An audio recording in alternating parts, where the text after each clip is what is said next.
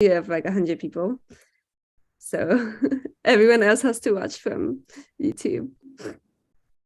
Okay, so thanks for putting where you're calling in from in the chat. I can see most people from Lagos, some people from the UK, which is awesome. South Africa, Nigeria, India. Oh, isn't it really late in India? I don't know.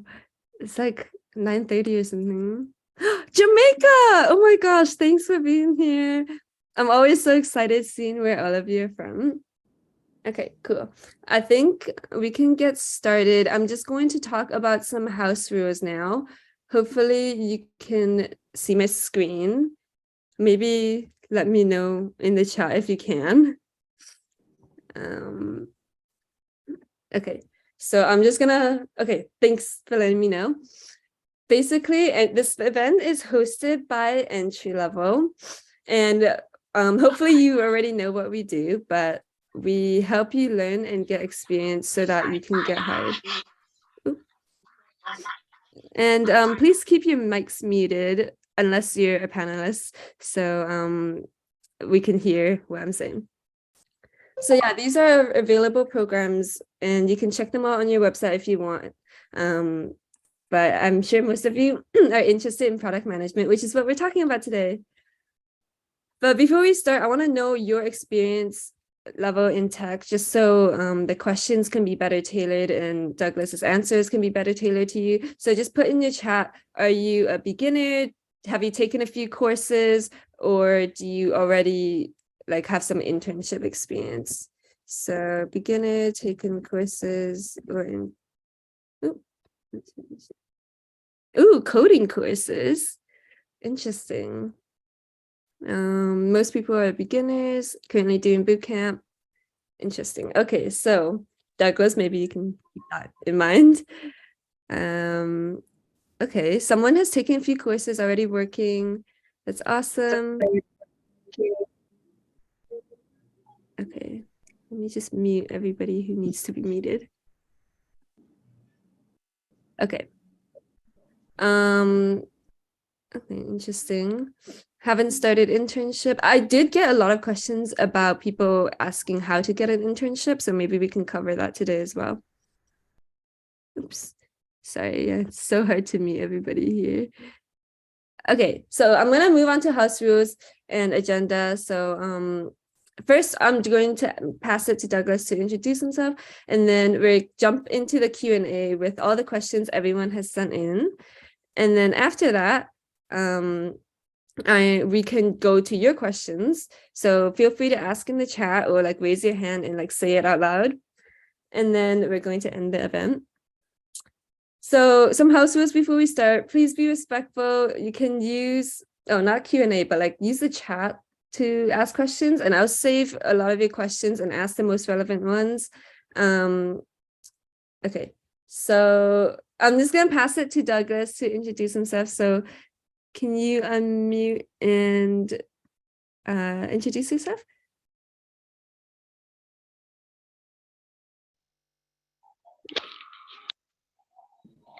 Good day, everyone. Can you hear me? Yes, I can hear you. Okay. Thanks for taking the time to join.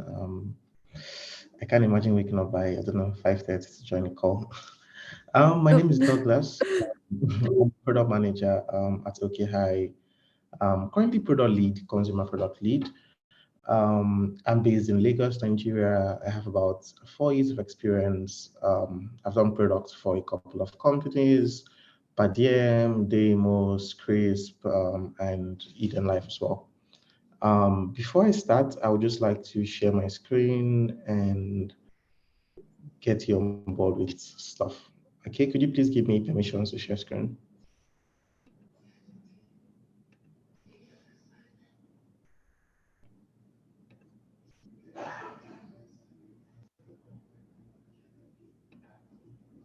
Okay, so let me know when you can see my screen.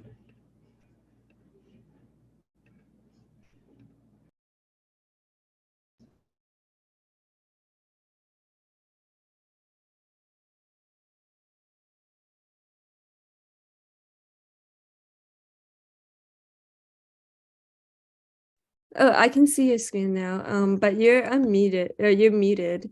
So could you please just unmute yourself again? Thanks.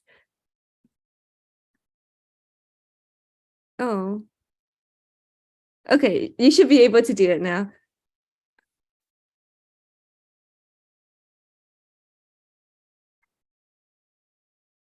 No, I can't hear you.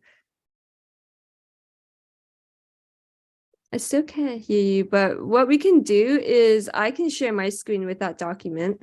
And then are you able to unmute yourself? Because you should be able to.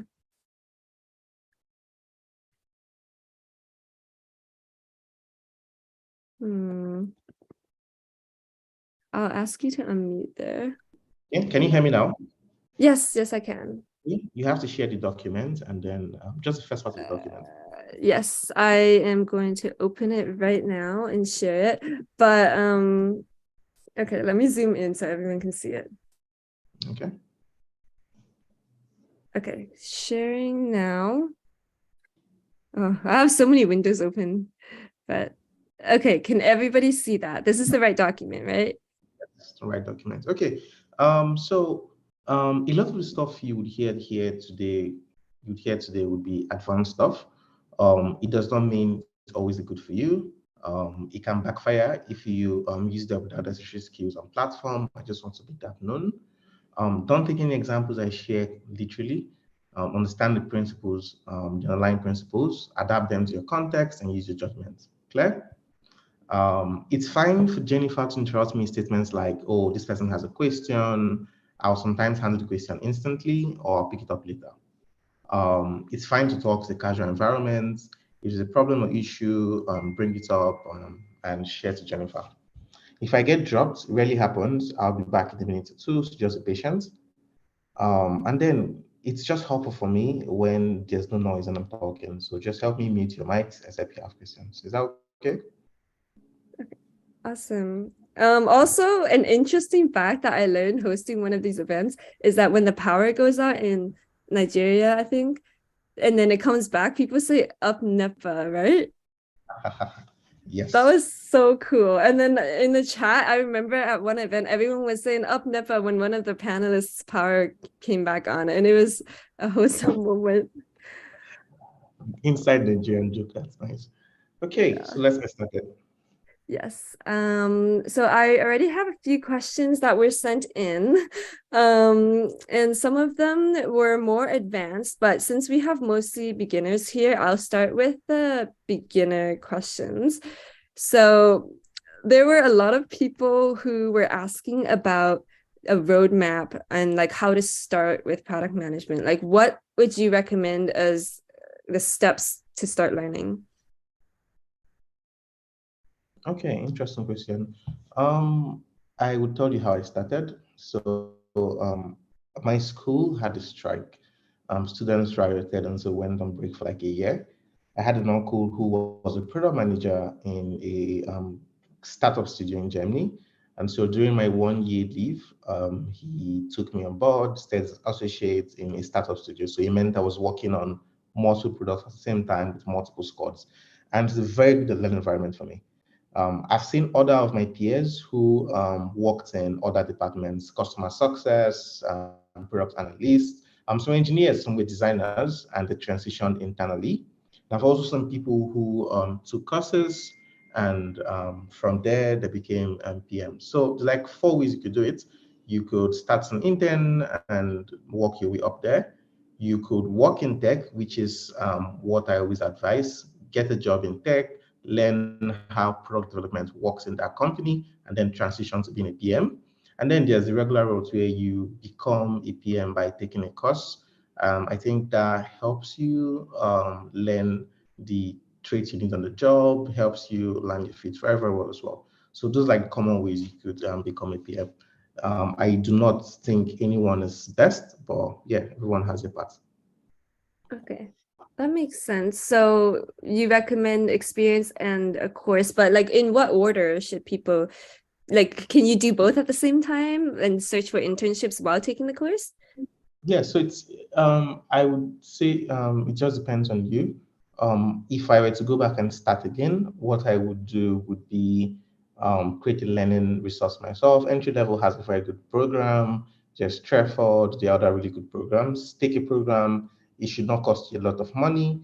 The aim of the program is for you to understand what a program manager does, right? You just want to know what a PM does, figure out if you really like this stuff. It's a difficult job, I hate it, but you just want to figure out if you want to do this, right? And so the course is going to enable you to do that. I would also say it's a lot more difficult to get a PM job as a beginner. So I would advise you get any job you can get in a tech company. That's what I would do now. Try and get a job, internship in a tech company, any role at all. And then I would work my way up there to transition into becoming a PM. This is hard. Some companies don't have parts of how to transition, but that's what I will do again. Okay, interesting. I feel like a lot of people don't think about that. They don't think they can just transition from one role to another within the same company. So thanks for mentioning that.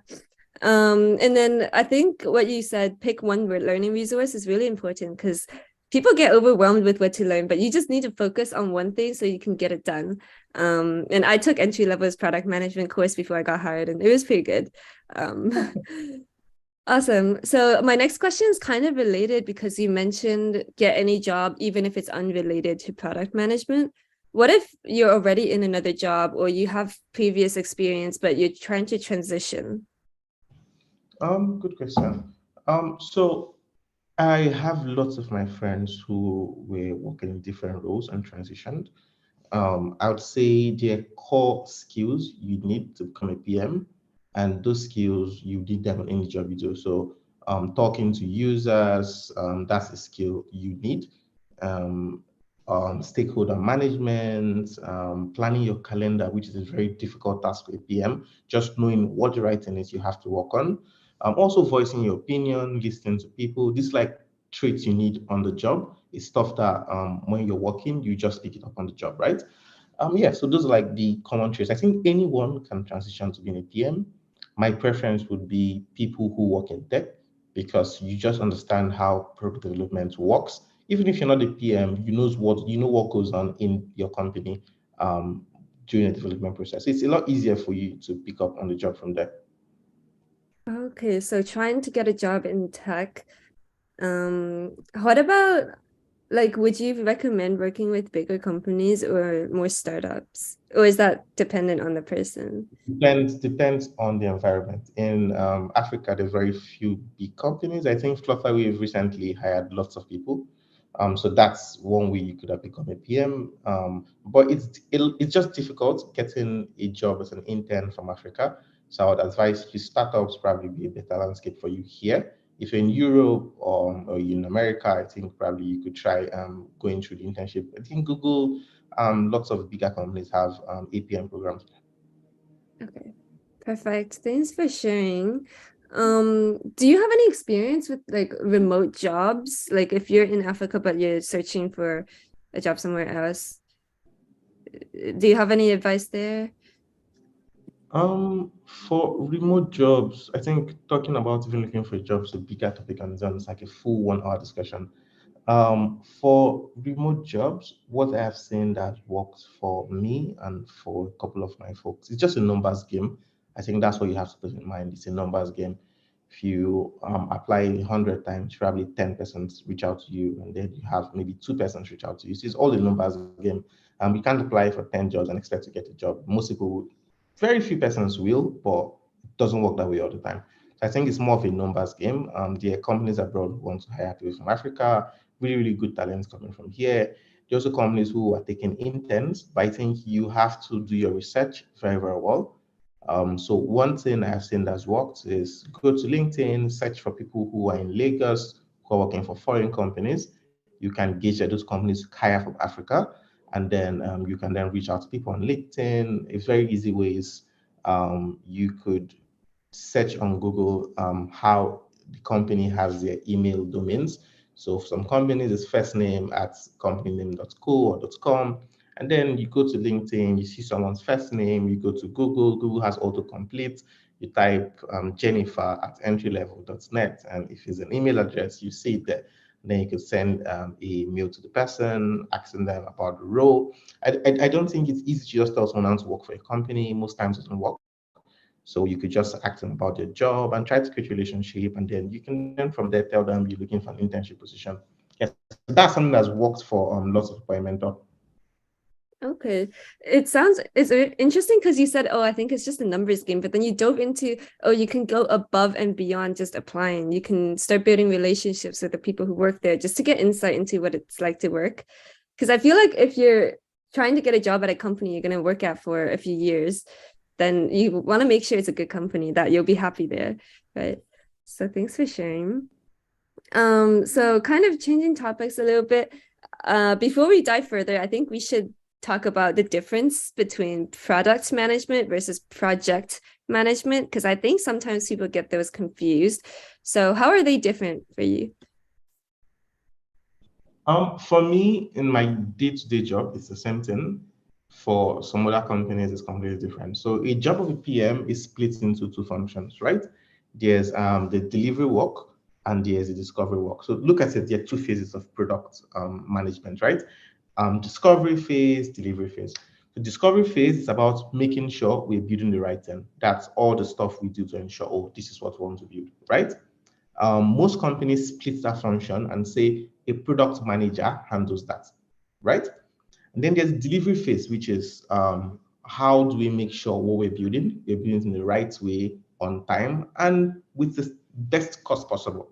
Some companies give that job to someone they call a project manager, a product owner. But for lots of people, the role of a PM and a project manager is merged into one role. For me, I've worked somewhere where the technical lead was a project manager. So I had my job as a product manager, but then I had a project manager, which was the head of the engineering squad I was managing.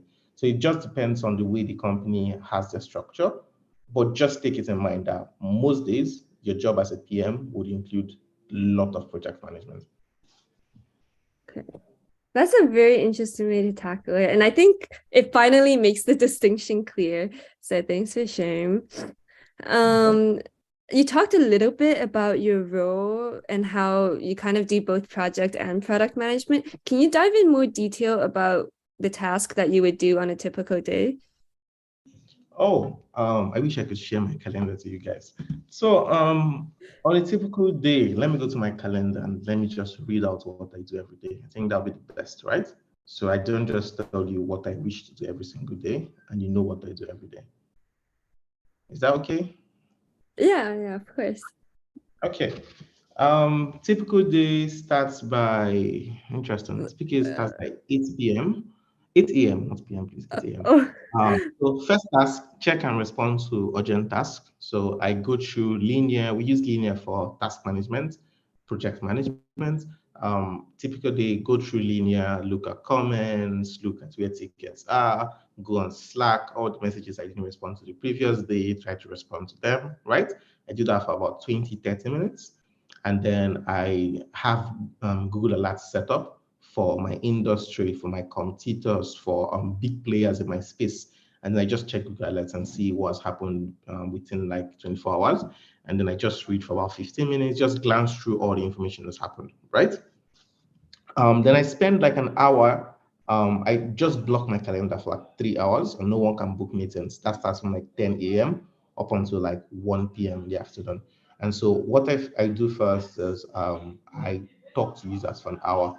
I do this twice a week, Mondays and Fridays. I just talk to users for 1 hour. I call my users, talk to them, speak to users who are using the product as power users, to users who are using the product as not power users. And then I do data analysis for like an hour. I go to Amplitude, go to Kibana, query data, try to check hypotheses and validate them or invalidate them. And then after that, I have a session where I take all the users I talk to, I go into Miro, try to create a board and copy all the insights I've gotten from all the conversations, try to put them and see if they're common themes, right? When I get those insights, I create a document I share with the team. Mostly, designer works with me on that process. And so it's easy for us to share to the entire team, just have a short meeting and say, oh, this is what we've noticed, this is what we've seen. And then I start reviewing stuff. So I review designs, I review wireframes and user flows. I spend like 30 minutes to an hour making comments, reviewing them, reviewing stuff that's been built already, stuff that's in QA, all that type of stuff I do it. Then I take 1 hour for lunch. When I'm back, I check in with my team members, how's they going, are they blocked by anything, all that type of stuff. Then I spend 20 minutes checking my email, reply to email, external emails, reply to internal emails, and then I spend like 30 minutes before the day ends going through my backlog, priming the backlog, going through the task management tool, ensuring that everything is in order. And then I spend the last part of the day planning the next day. Pretty interesting, right? I think when you plan the next day, it saves you time because in the next day, you know exactly what you're going to be doing. Exactly. That's very interesting. Wait, so you talk to users 2 times a week? Yeah. So I have a very easy method for doing that. When I first started, it was very hard talking to users. You call people and they're busy and all that type of stuff, right? So what I started doing was I would go to a shopping mall and you just have lots of people who have all the time in the world on their hands. They don't have all the time, please. And I take my app. If it's a popular product, most people know it already. If it's not, I take my product. I just meet people. I say, oh, look at what we're building. Could you check it out? Tell me what you think. I do this on the dev environment so we can make changes on the fly. So one thing I've noticed, anecdotally, if you go with 2 boys, most people will not talk to you. You go a boy and a girl, most people look at you. 2 girls and a guy, everyone is going to respond to you. And so you take the device, I say, oh, could you check this out? They go through it, I watch what they're doing, I ask them questions. It's completely recorded. I can hear everything they're saying, so I can listen to it later. And then if someone says, if 10 persons say, oh, I didn't see this stuff, I'm calling my engineer immediately. Could you please take the stuff up, or could you do this? Could you do that? And then I show the next set of users and I see, oh, okay, this hasn't validated. I do that on the spot. And so it takes probably 5 minutes to deploy and changes a life. And I can get all those insights immediately. Then I also have another list where I just call people. So I look at all my key metrics and say, this is what I expect my users to be doing. Users who do that, I just call them. And then I give them vouchers probably at the end of the month or something. Then users who are not doing what I expect them to do, I also call them to find out why. Very interesting stuff. It's something I've built as a routine for the last probably 18 months. Oh, that is so cool. I never thought about just going like in person. Yeah, Everything is. Wait, do you work on like a software product, like online or like an actual? completely software. It's address verification products for emerging markets. So it lives on mobile devices. It's smartphone based, and so most people have smartphones. I can just say, "Oh, could you help me check this out?" And it's very easy. It works like magic. Wow, that's so interesting. I think the insights there will be very unique because you're talking to people who might never have used your app before. Yes. Um, but a lot of people also had questions because you mentioned like making changes on the fly. But what if you don't know how to code? Like, do you think it's necessary to learn as a product manager? Interesting.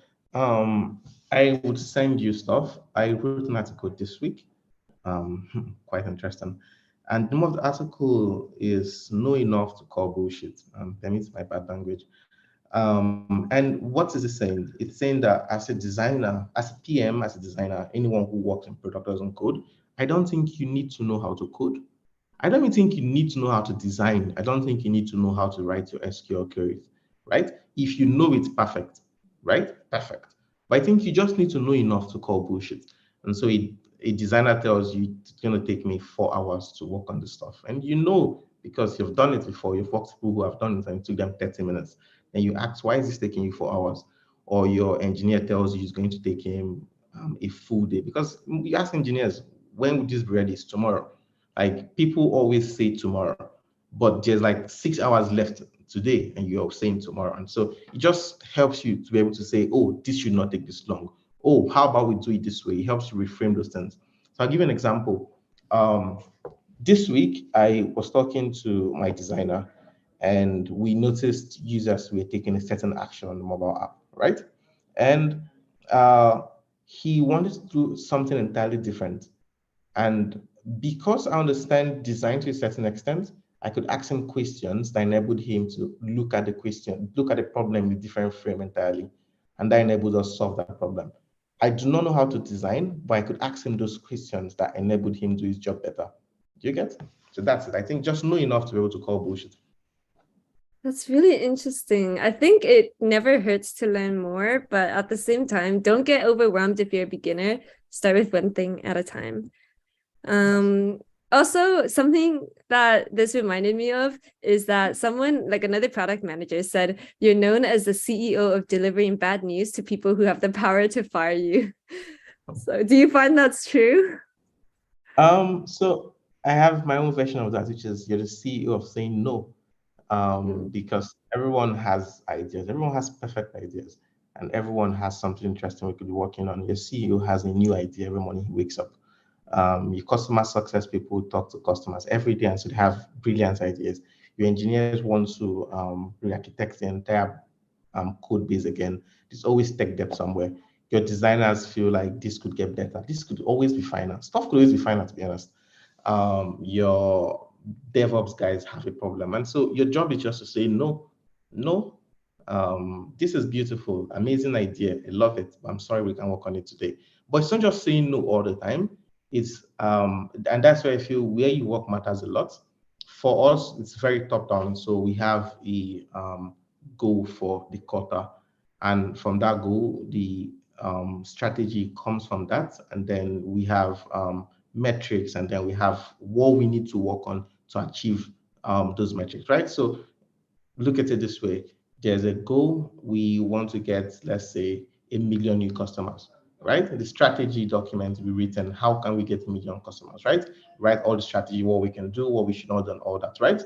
And then you start asking yourself, how can we actually get 1 million customers? You say one of them would be talking to people every single day, 1 million persons, right?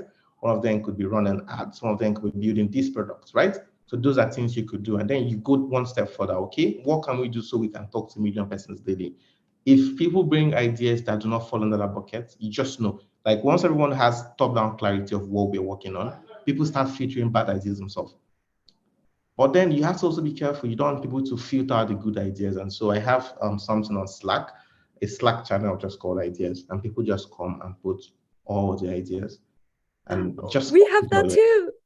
yeah, I just go through it probably once or twice a month and just, oh, this makes sense, amazing. Move to the backlog. Oh, this doesn't make much sense, and put a very funny emoji there. Yeah, thanks so much for sharing. I actually think that for people who want to break into product management, you can start practicing this now. Like it's New Year's, you can set a goal for yourself and then create a strategy about how to reach your goal, maybe in your career or personal development, and then figure out what to work on from there. So if like people are asking you to do things that don't align with your goal, you can practice telling them no, which is what you would do as a product manager. You can prioritize like that. Awesome. Thanks for sharing. We have some questions from the chat. So I'm going to pause for my question list and ask these questions. A few questions about your job. So do you work remotely with a client overseas? My job is completely remote until it's not. I think we're split into 6 different countries. So a lot of my colleagues are 2 hours ahead of me, and I have someone who's probably 6 hours ahead of me. So yes, I have 3 colleagues in Nigeria, the rest of them outside Nigeria. So it just depends. Sometimes people come to Nigeria, we go to the office, work in person, but mostly I'm at home working. Do you have any advice for juggling all these different time zones? Interesting enough. So we have one calendar, and I think companies should do this more often. We have an official time zone for the company. And so people who are moving to different time zones because it's remote work, you can travel around the world, right? They have to adjust to that time zone. Also, not every work is important. Some things can wait to the next day. Some things are not that important. And so there's affordance for people working different time zones. Okay, interesting. So actually, that reminds me, same here because entry level is fully remote. I'm in Canada, the rest, everyone else is in Nigeria or India or Australia. And I found that here I work in the evenings, but when I went to Thailand, I worked like 6 a.m. to 2 p.m. So it's very interesting. Okay, so we had a few questions about how you gather data. So what tools do you use overall? What tools we use to gather data? Is that the Yeah. question? Like what Interesting. tools do you use either to gather data or like for user research, just like all the tools that you use?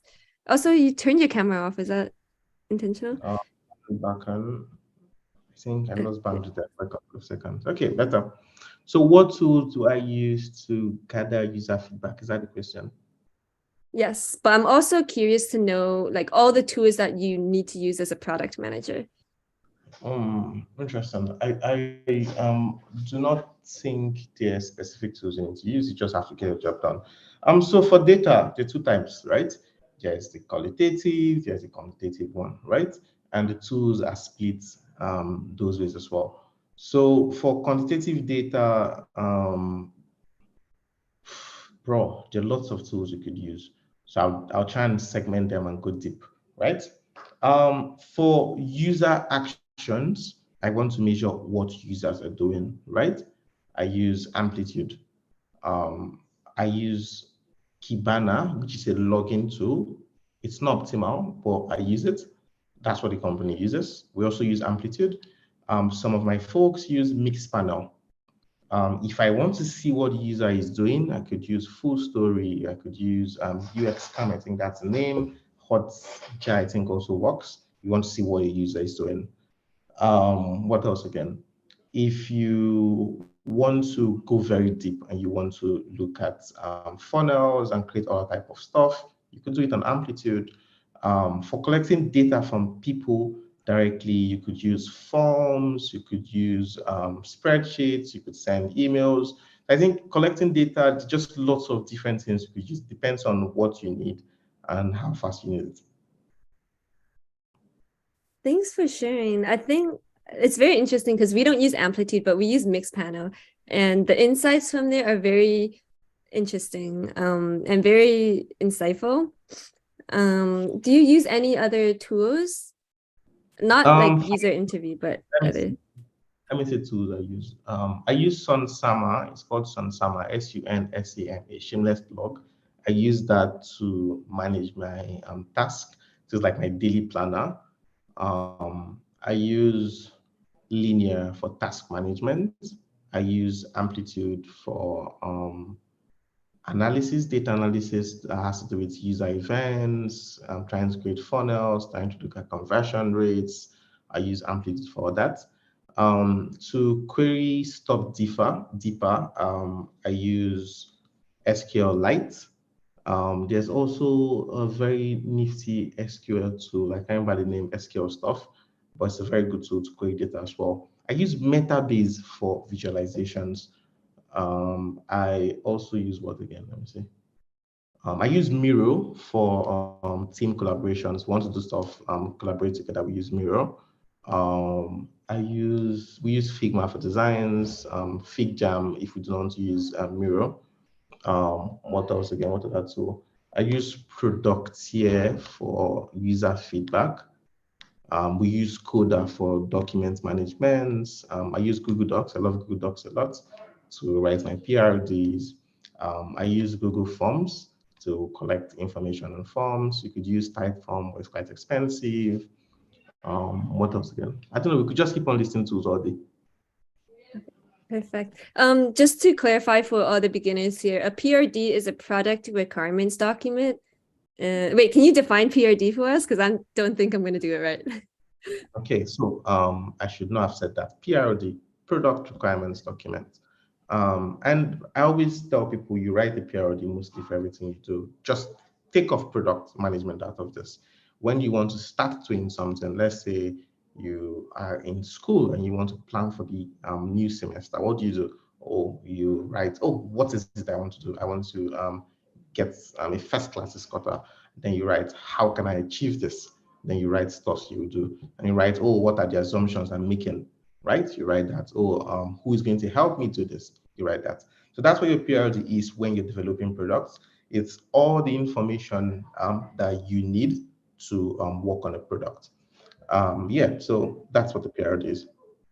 Okay, perfect. Thanks for clarifying. I think something that I realized just like working is sometimes people make PRDs, but then they never go back and reference it, which is really bad because that's what you're supposed to reference.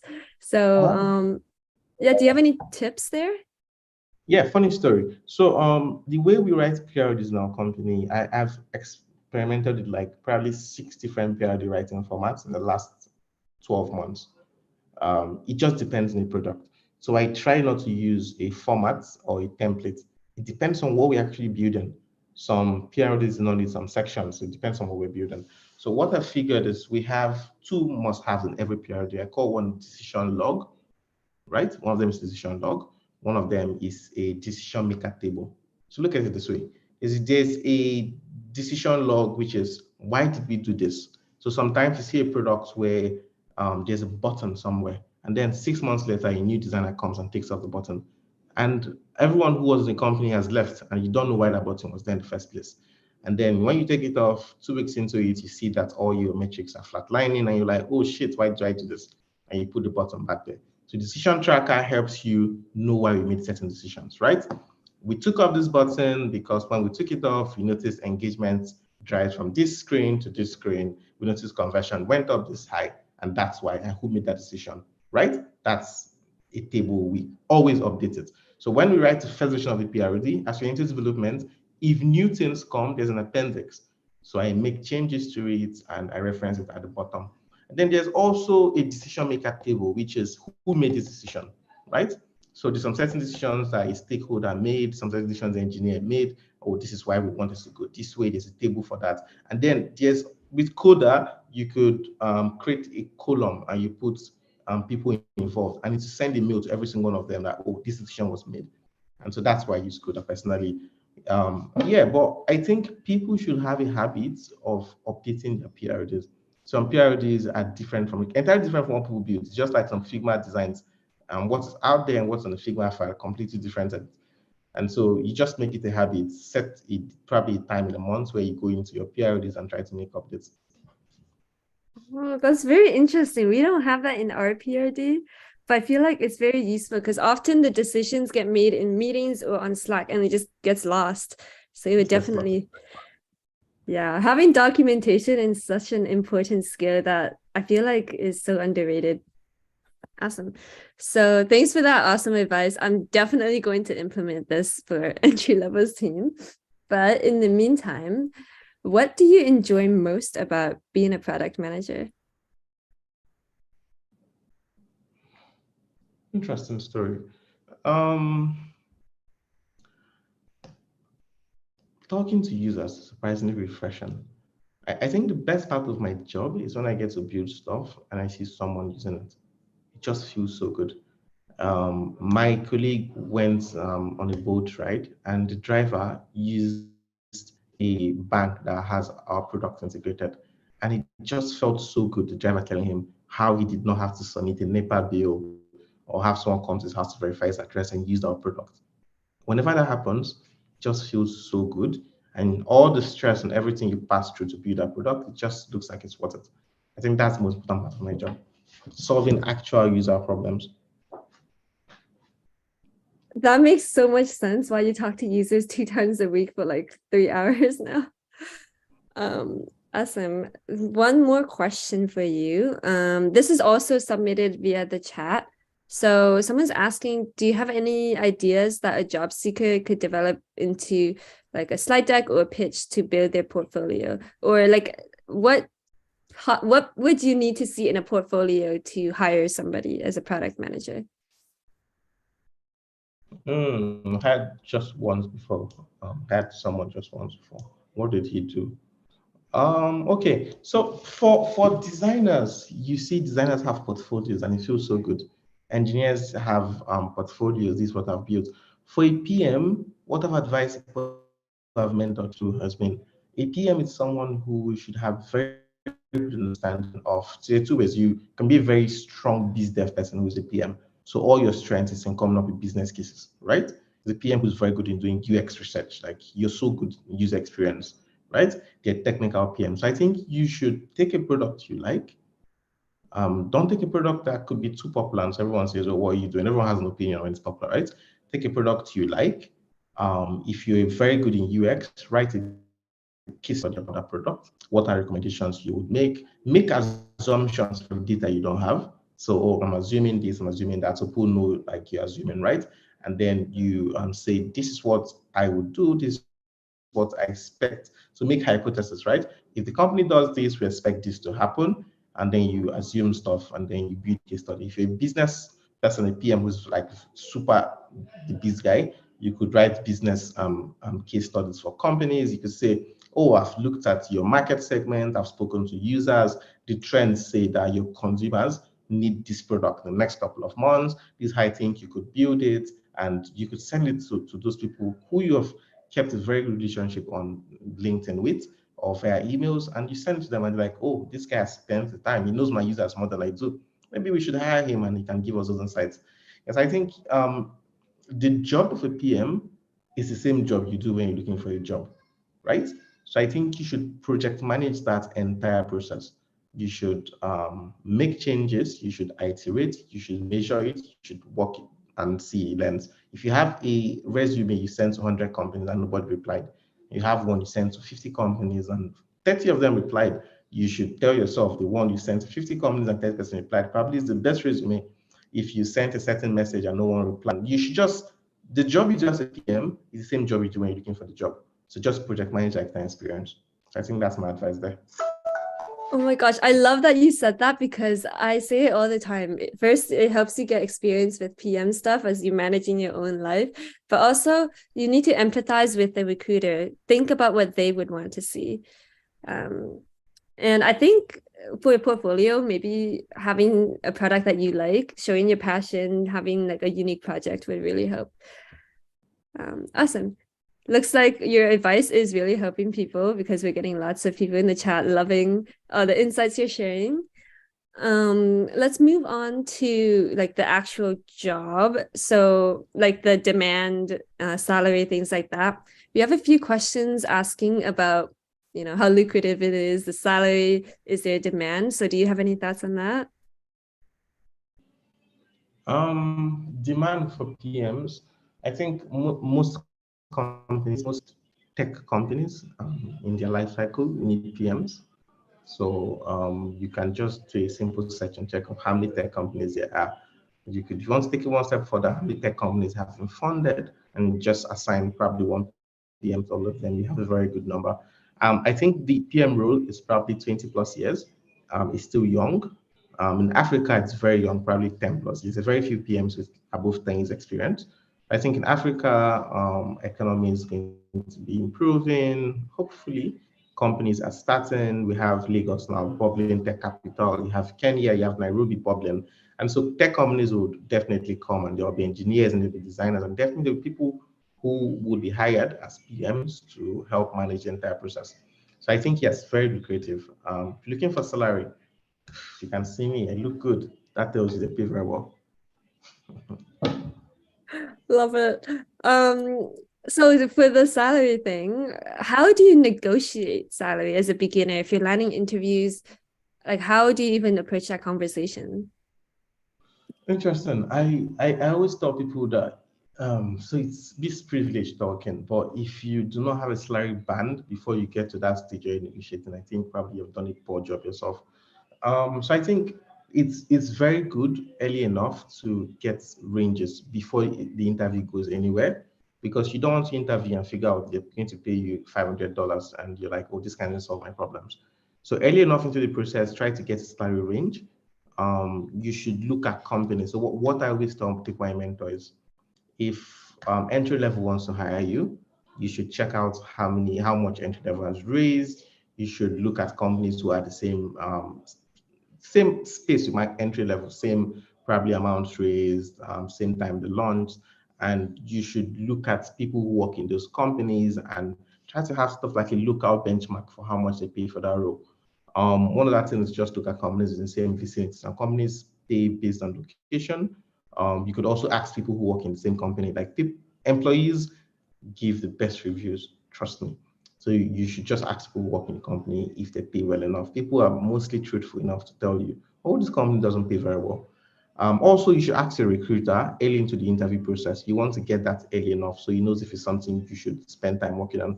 You have too many, once again, think like a PM. You have 10 interviews you're doing. Do you want to do 10 different interviews for like a month? Or you want to filter out the ones that cannot pay you what you need? and you do 5 interviews. It's like, think like a PM. Okay. Love it. Thanks for sharing. Do you have any tips for getting in touch with the employees of a company? Like how to make sure they respond to you? Okay, so step one, look for the company, you type the company on LinkedIn. Step two, you go to people on that LinkedIn search. You see people who work in the company. Step three, type the company name on Google, type email address of certain company. You see the way the domain is. Some companies first name at company name dot co or .com or .net, something, right? And then what you do, Google is amazing, Gmail is amazing. If you type Jennifer at entrylevel.net, if you hover over it, you would see Jennifer and you would know this is a valid email address, right? And then you know you're talking to Jennifer. So that's a very easy way. It takes time, but it's something I think you should spend time doing. A lot of the time, you would have a very high success rate. That when you said first name at company, I felt called out because that's me. But I think it's because I work at a startup. Like entry level has 15 people, so it worked for me, but might not work for everyone. Just first name dot last name at gmail.com. You can always find that taxonomy on Google. Definitely, you'd see it on Google, and then you can just you have LinkedIn, you have the first name, you have the last name. You keep on trying, but once you get it, you know you've gotten it on Gmail. Okay, perfect. Do you have any advice for what to put in that first email? First email. I have something, but it take me a while to find, Oh, but that's I okay. can share it.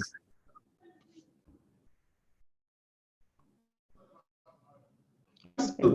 Most times, first mail is just to connect with the person. Oh, you probably congratulate the person on the job, ask them how the job is. You want to know more about what the person does day to day. Just try to I to care for someone. You don't just meet someone and oh, please give me a job. Like try to like give something first, and then conversation is just going to grow from there. Okay. Yes, I agree. One more thing is also try to give a compliment because who doesn't love compliments? So maybe you can start with that and then go in with your ask. Okay, so another question is what is one thing you wish you started doing earlier? As a PM, Yes, as a PM. um, interesting question. I And don't maybe know. it could be like something you wish you started doing earlier, like maybe in your job search. So anything job search or PM related. For my main job, what do I wish I started doing earlier? Influencing without authority. I think the entire job is influencing without any real authority. Like as a PM, you have no single power at all, but everyone thinks you have some power. I think your job is to be able to influence people without any authority. So I think that's something I wish I learned earlier. When I first started, I thought engineers were my subordinates. I could tell them, "You do this." I was the general. I could command people. And then a few weeks into the job, you figure out that the engineers have all the powers. And so I think you should learn how to influence with authority. You should learn how to talk to users. I wish I learned since early enough. But yeah. Oh. Do you have any tips on how you learn like influence and persuasion skills? Just a book, influencing people and win friends. Give me a sec. I think it's very popular, but I think it's Dale Carnegie. Influence and give me a sec. Yeah, I've heard of that book, but I've never read it because I thought it was just like, not that useful. But did you find it useful in your career? Yeah, really, really, really good. I think for books that I would tell upcoming PMs to read, there's High Output Management by Andy Grove. There's also this book. I'm trying to remember the name. Influence and Win Friends or something. Oh, I found it. It was How to Win Friends Yeah. and Influence People. That's by Dale Carnegie as How to Win Friends and Influence People. Perfect book. You should read it as a PM. But the first book you should read as a PM, High Output Management by Andy Grove. Best book for people who want to go into product management. High Output Management book. Yes. Okay, Yes. Perfect. I'm going to link that in our website after this event ends, because we always put the event stuff on our website. Perfect. Thanks Okay. for sharing. Okay, so we just have one more question. This one is about remote jobs. So any tips on, okay, let me scoot back to the question. So can you speak more about getting a foreign internship? Was the question. Um, Foreign internships. Like I think how did about this you earlier. get, oh, sorry, go ahead. I think I talked about this earlier. Yeah. Um, Look for people on LinkedIn who work in those companies. If they hire Nigerians who are probably in Nigeria or in Africa, or they hire people in New Zealand, if they hire people from your country, chances are that they will hire more people from your country, right? Also look at people who have worked there. People on their LinkedIn put intern, associate. You can tell if the company does that. Also talk to people who work in the company. I think once you do your preliminary search, you would figure out companies who hire interns. And then from there, I think it's just the same thing to find the job you have to do. Oh, okay. I think that's a new insight because like when you're looking for employees from the company you want to work with, try to find similarities, especially if you're from the same country, if you went to the same school, or like if you stalk their profile and you see they're interested in a hobby that you also like, maybe you can use that, and make sure to like leave a connection note on LinkedIn with that fact. Awesome. So don't worry if you missed anything today, because this entire session was recorded. It's on our YouTube. I will also email it out. All the resources I've copy pasted, and it's going to be on our website. So everything will be emailed to you. So if you lost connection, don't worry about missing anything, because I will be sending everything out to you. Okay, I think we can close off the event now. Do you want me to screen share again, Douglas, or do you got? Yes, you can have me screen share. Okay, I will screen share, and then you can talk about all the links that you have. Okay. I hope you have learned something here today. If you want to talk to me, you are a PM. I try to talk to people every day. So that's my Calendly link. You can book and you can have a 30-minute session with me. If you want to follow me on Twitter, I've stopped tweeting. I lost my old account. That's my Twitter link. If you want to read when I write on Medium, that's linked to my Medium as well. And if you want to connect to me on LinkedIn, that's a link to my LinkedIn as well. Awesome. I think another thing that is so underrated when you're breaking in is following people who are already there, because like you want to surround yourself with people you want to be. And Tech Twitter is just so good for that community. Be sure to follow Entry Level Yes. on Twitter too. And also Awesome. join product communities. There's people in product. Treford has a Slack group, if I'm not mistaken. There's non-tech in tech. Find communities. I think some people learn a lot better by being in communities. So I think if that works for you, you can also try that. Perfect. So if you have any more questions that weren't addressed, you can use the links above.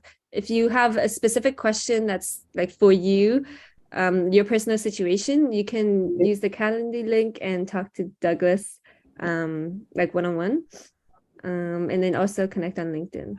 So thank you so much, everyone, for being here, and thank you, Douglas, for being such an amazing panelist. Maybe I'll see you all at the next event. Thanks, everyone. Good You too. morning. Good night. Bye. Thanks. Bye.